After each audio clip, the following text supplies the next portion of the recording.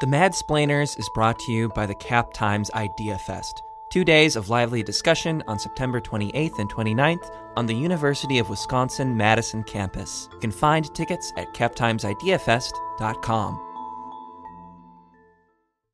From your favorite episode of Parks and Rec to video games like SimCity, examples of local government pop up in all kinds of pop culture. On this episode of the Madsplainers, Erik, Lisa, and I delve into some of our favorite examples. I'm Abby Becker, and I cover city and county government for the Capital Times. I'm Lisa Speckard-Pask, and I'm the Metro reporter. I'm Erik Lawrenson, and I write about tech and produce podcasts for the Cap Times. And this is the Madsplainers.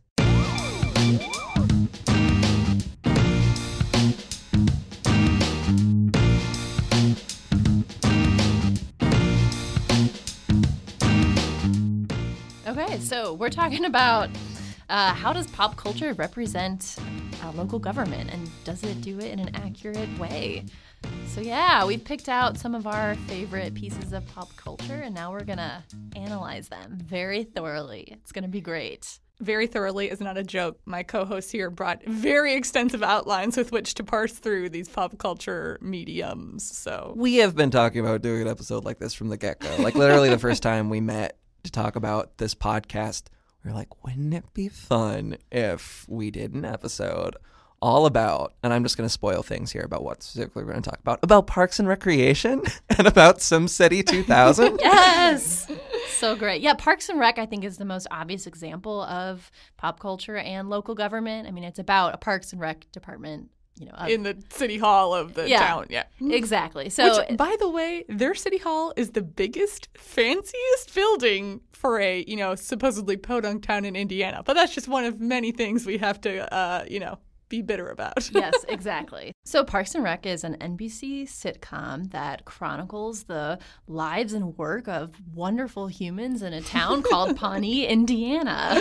Yeah, and it focuses on the Parks and Recreation Department in the city. So many of the characters in the show actually work there, but then, it also encompasses their romantic interests and friends and people outside the department too. But it just kind of talks about the things they try to do as a Parks Department and the mishaps they have along the way. Yeah, and so Leslie Knope is the main character, and so she's the director of the Parks Department. Deputy director. Because Ron Swanson is the director. Oh, thank you for fact-checking me. No problem.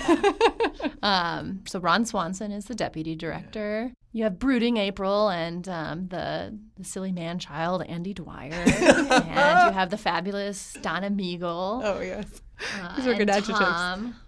The stylish Tom Haverford. And poor Jerry. Poor Jerry. Oh, my gosh. Yeah, a lot of people had their careers launched with this show. That's really true. Chris Pratt, Aziz Ansari, April Ludgate, which is the name of the character, but not the actual Audrey Plaza. Yeah. There it is. Yeah.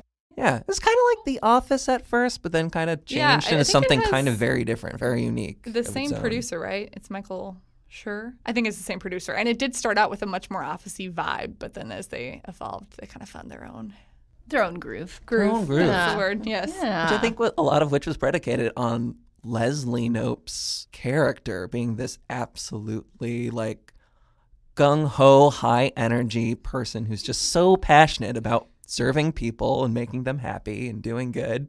I think that's kind of a running doing joke. Doing a good job, Yeah, a running joke throughout the whole show is just how much Leslie can accomplish, in a day. I mean, there's that one episode where she can't think of another big idea, and then I think Ron makes her sleep for 5 hours, and she's like, "Oh, that's twice as much as I normally sleep, and now I have a million ideas." So I think we can just dive into some Parks and Rec episodes and talk about what sort of topics of local government, they hit on. So, well, I mean, the huge overarching topic, which comes up in, I believe, the first episode of the first season, is there's this pit behind Ann Perkins' house, which some developer dug up, and then the project got abandoned. Ann's the nurse, if you don't watch the show. Yeah. And so I don't think they, till 6 seasons later, actually build something on that land, which they are trying to build a park on that land the entire time. So if they were playing the development game that we played 2 or 3 episodes ago, they would lose a lot because it's so slow. They have to rezone it, and other people are trying to build stuff on it, and really terrible. One thing I wanted to draw attention to in this whole process is I was watching an episode just last week, just getting in the mindset for this podcast. And Leslie at one point gets so frustrated, and this is only like season 2, that she just decides she's just going to fill in the pit without the proper permits or zoning. She just hires bulldozers. She just hires bulldozers to do it, which, the first time I watched that show, I was like, that's a bad idea, but whatever. But now that I've seen City President, I'm like, that is such a terrible idea as a city employee of the government. Also, what kind of liability she just brought on the city? Not cool. Not cool, Leslie. But happy ending, they do eventually build a park there. So my read on the pit is that it's kind of symbolic of one of the major themes of the show, which is the pitting of this idealistic gumption to, we're going to get something done and do something incredible with this pit, versus the complex bureaucracy, the complex actual process and politics that goes into local government. That was beautifully put. That episode I was just talking about where she just decides to fill in the pit, Leslie does. Like right before that, you see her big chart, which is like talking about zoning and how to get it on. And it's like 40 points and like 60 arrows going in different directions to like try to, illustrate how complicated this process is. Another topic that I've noticed throughout a couple different episodes in Parks and Rec is sort of this issue of proper procedure in local government, which if you're familiar with, local government, going to public meetings, people follow the rules. Robert's Rules of Orders is a certain way to do things. And so I was watching the episode called Fluoride, and it's where Leslie is trying to get this merger to happen so that Pawnee's water will merge with the other town's water to get fluoride in the water, which is a good thing and makes you wonder why Pawnee doesn't already have this. You see, her and the other council people, they are in a meeting in the City Hall chambers. And anyway, they're discussing this legislation. And so for the sake of discussion, we're going to assume that this meeting was properly noticed. Now, you don't see any members of the public in attendance, but there is the stenographer who's like keeping records. So I think it's fair to say that we can safely assume an open meeting. It was an open meeting. Mm-hmm. It was publicly noticed. I mean, that court records lady is there. And when Leslie is talking about this bill that she's proposing about the merger, no one's surprised, no one's taken off guard. People know about it. Again, also kind of backing up my assumption that this bill was properly noticed as well.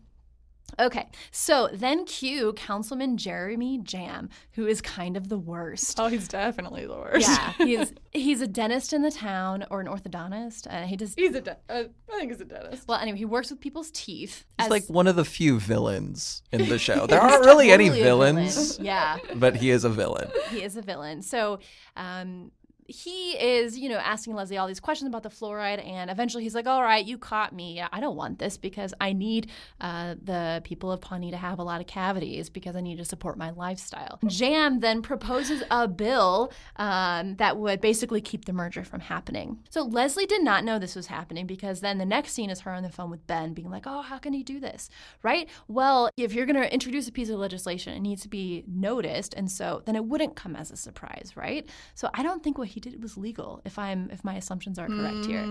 Yeah, that villain, I tell you. Yeah, and not even observing the rules for how you introduce legislation. Exactly. What a scoundrel. Yeah. I was a little disappointed that it wasn't properly noticed. But there's another, I couldn't remember exactly which episode that this came from, but there's one where I think Leslie Knope is walking down the hallway with Councilman Hauser, and Councilman Hauser goes into the city council chambers, and there's a sign out front that says city council meeting in progress. And Leslie stops herself. She kind of looks at the camera and is like, oh, the meeting's happening. And I think she says something like how, she hopes to be a city council member someday or something. For all those listening, those meetings are public. You're a member of the public. You're a staff member of City Hall. You go to those meetings. You are allowed to be there and to register to vote and speak your opinion. So don't let that episode keep you from showing up at a city council meeting. That's my message to all of you listeners. Preach it. Yeah. Preach. One other episode I wanted to talk about touches on the issue of historic preservation, which in Madison, historic preservation is a huge thing, right? We have the landmarks Committee, the Landmarks Commission, and Lisa goes to a lot of those meetings, and I go to some. There's local ordinances that regulate, how to care for historic properties. A lot of care and pride kind of goes into this.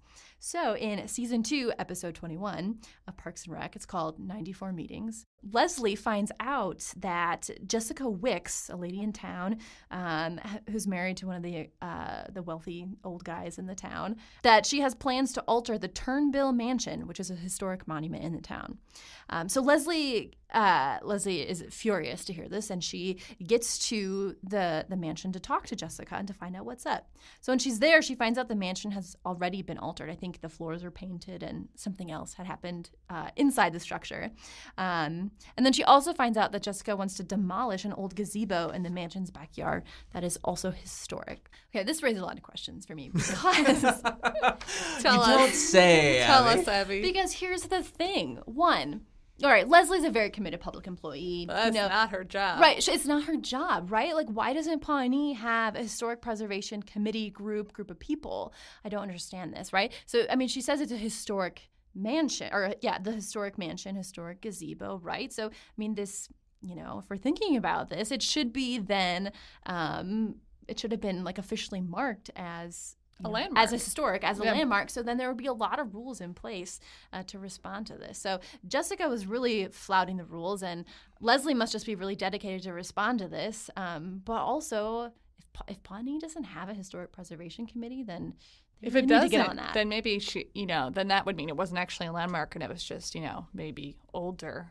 Right. And then you can't make rules about that. Again, making some assumptions. I didn't have a chance to, go too deep into these conspiracy theories. Those are just questions that came to mind. I said this before, but I think a dream job would have been to be kind of like a fact checker for the episodes. Oh my God. I feel like they had to have at least someone. I mean, like, obviously they didn't get as nitpicky as we would have been, but like they had to have someone, right, to like confer with, like.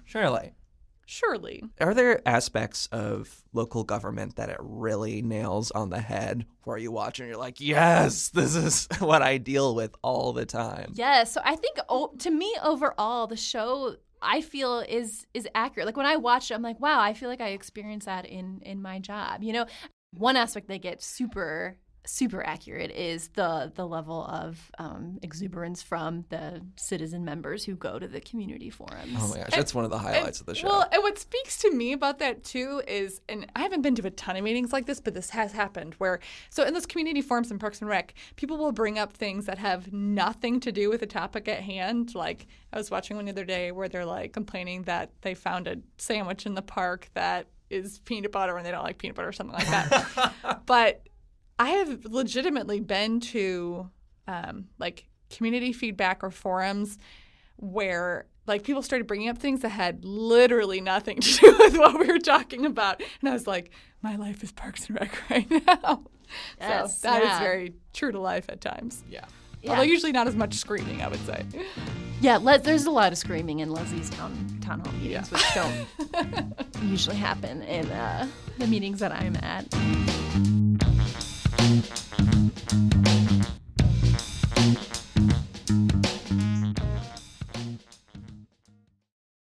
The Madsplainers is sponsored by the Cap Times Idea Fest, an event with an exciting lineup of guests, including David Axelrod. The fest takes place in Madison on September 28th and 29th. You can find tickets at captimesideafest.com.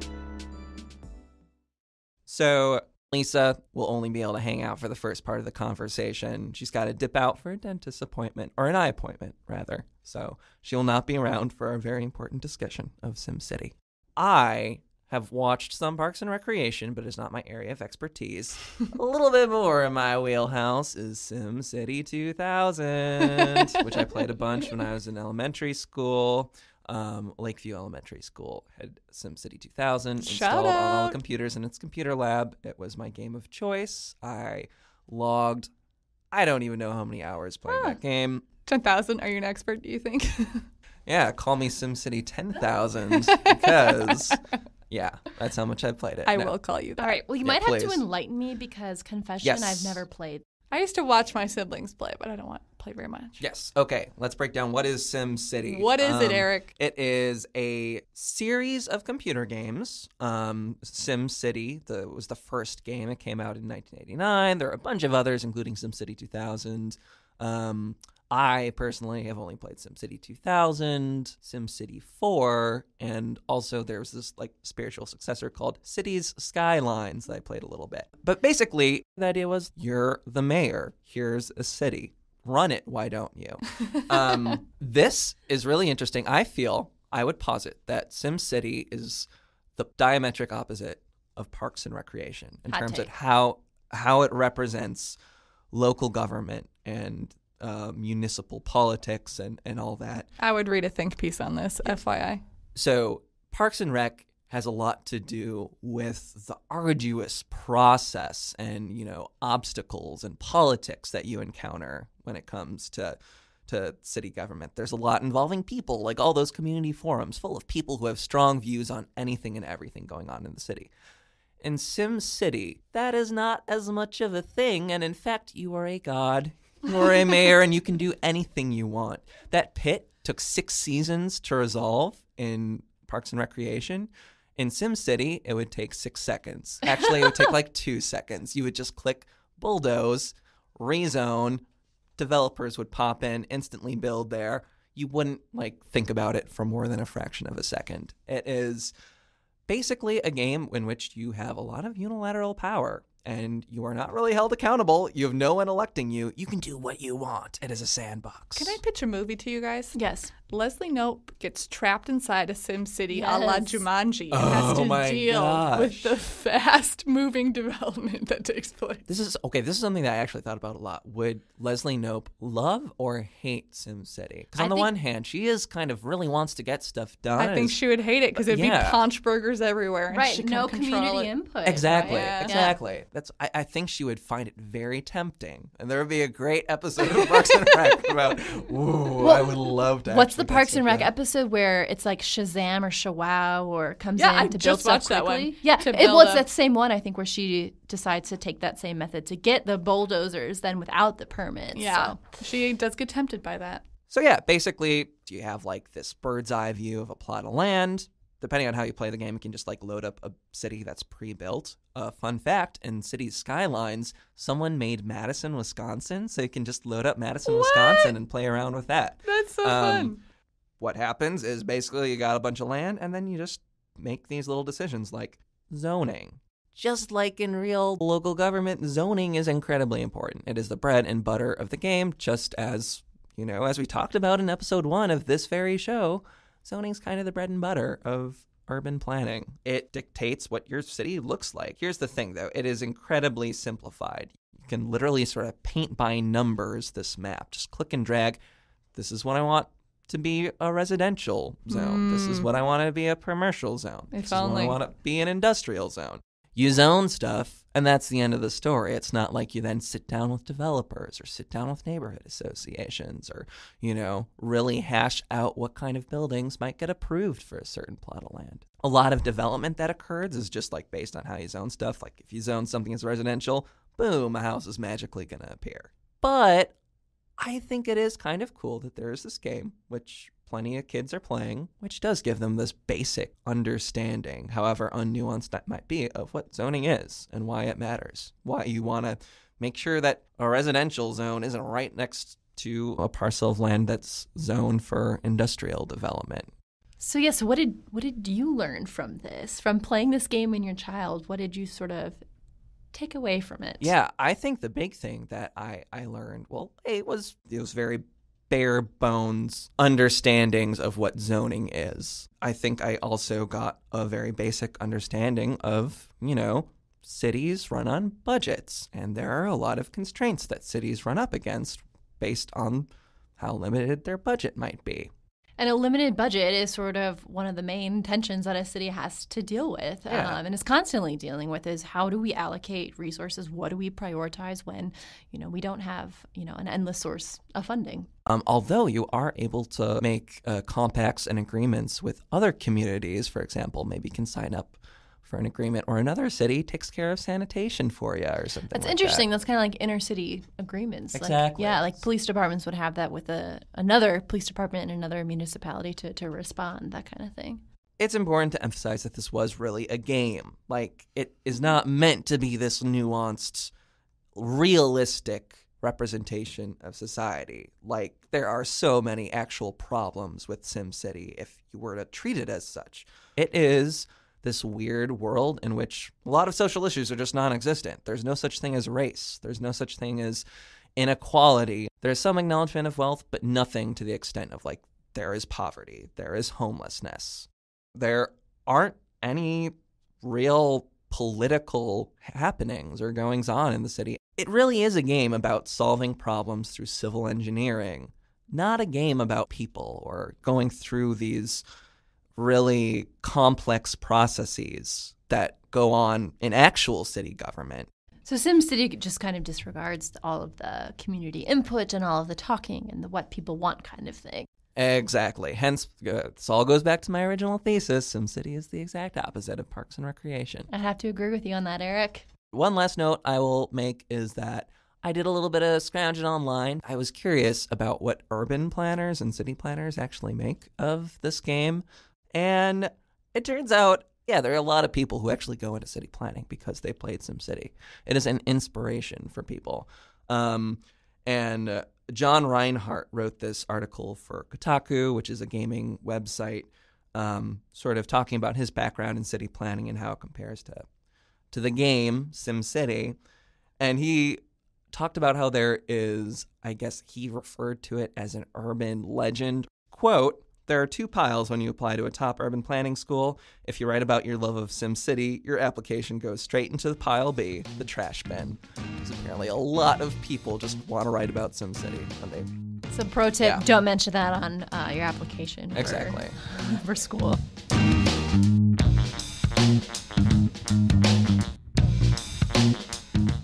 Parks and Rec and SimCity aren't the only pieces of pop culture that, we came up with.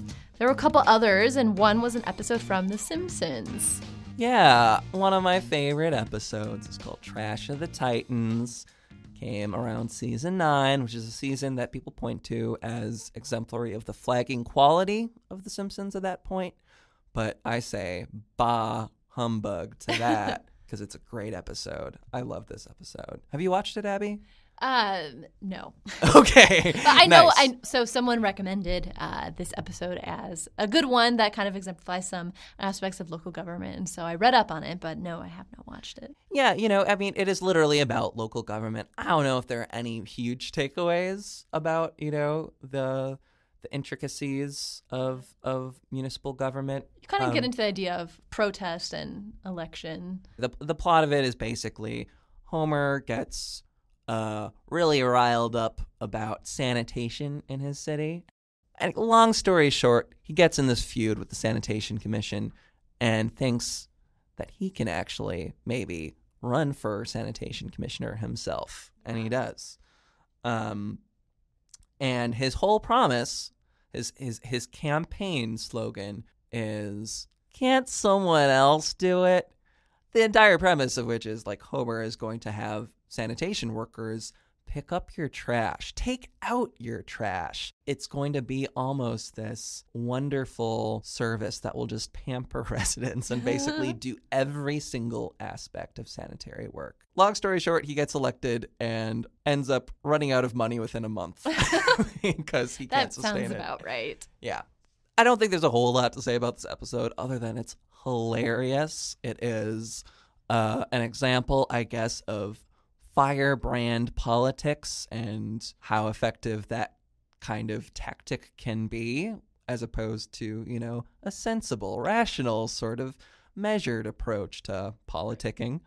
Well, so speaking of, politicking, I was thinking about The Wire. The Wire is it's a TV series. It is set in Baltimore, and basically each season introduces a different institution of the city and then sort of delves into its relationship to law enforcement. So, a lot of the show is about local government and local police and, sort of what all comes from that.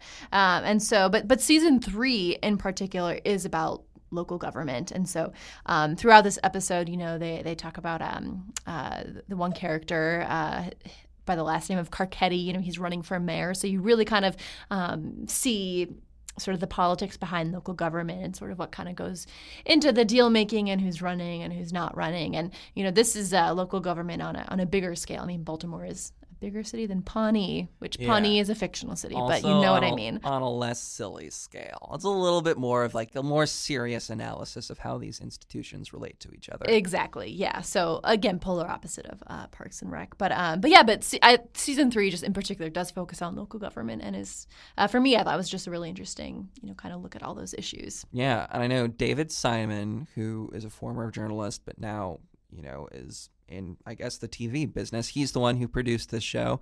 He also made a show called Show Me a Hero that I don't know a whole lot about, but is all about affordable housing in New fascinating. York. So this guy is just, has a wealth of local government and city-related media that he's produced. So thank you for that, David Simon. Uh-huh.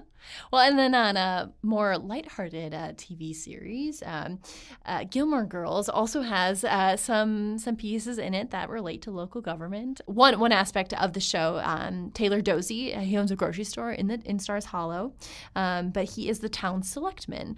As town selectman, that's sort of the town executive, position. And so a lot of episodes have all of the characters at these crazy town hall meetings that take place in Miss Patty's dance studio. And so anyway, those are just kind of funny to watch. And they're not really that well run. Like he has a gavel and says stuff, but it's kind of unclear how the whole procedural thing kind of works. But then in a later episode, another character, Jackson Belleville, ends up running for town selectman and beating Taylor Dozy, which it's kind of sad because Taylor really has nothing else kind of going on in his life, and he really needs that. Taylor. Yeah, he kind of like derives self-worth from that position. But it's kind of funny because Jackson realizes after he wins that he really doesn't want it and does not want to deal with all of the issues that come with being town selectman, like people asking him questions about, I don't know, different projects in town or whatever. So that is kind of one aspect of local government in Stars Hollow. I was kind of like really trying to think before we recorded this, like what are prominent examples of local government in pop culture? I think possibly like the most common one is just in the case of like police procedurals, like Law and Order is a lot. People get very familiar with like prosecutors and the county DA's office and all that. I do not watch these shows, so I do not know how accurate they are. I also cannot analyze them. But no, I think, the presentation of the police departments, of court systems, I think those are overrepresented. Oh my God, we need more Parks and Recs, Yeah, we do. Yeah. Amen to that.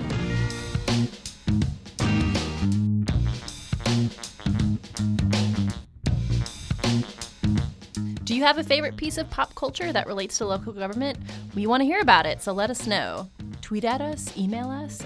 In fact, you can email Erik at erikl@madison.com. You can subscribe to the Madsplainers on iTunes or wherever else you find podcasts. And while you're there, you can check out other Cap Times podcasts like The Corner Table, which is all about food and dining. Thanks for listening. Bye, y'all.